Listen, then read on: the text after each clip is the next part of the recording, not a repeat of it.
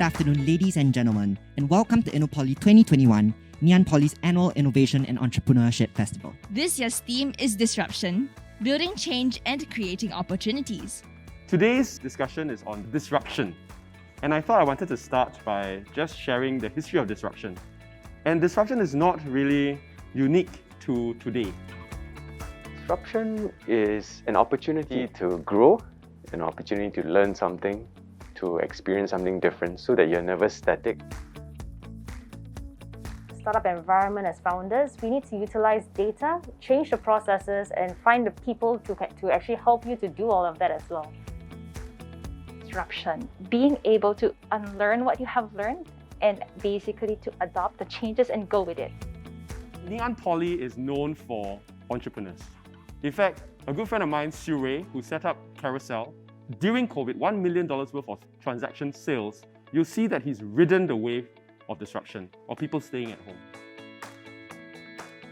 The festival will feature a series of talks and workshops hosted by our various partners.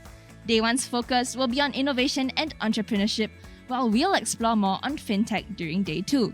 Presented as a hybrid format, the festival is live streamed to our virtual audience all across Singapore with live speakers at AGILE, our campus startup incubator space at Ngee Ann Poly.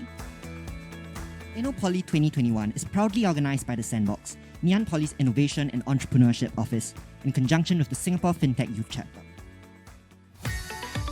There is a very good structure to the overall program that has been set up as well. Shows clearly how committed the Polys and the Institutes of Higher Learning are in terms of working with the industry. I think Innopoly is such an important event because it brings together so many different players together. And I think it also serves to inspire our students here, not just in Ngee Ann Poly, but also outside of Ngee Ann Poly, to give them opportunities to be exposed to different speakers, but also different ideas, and also different passions. And I think that will put them in really, really good stead.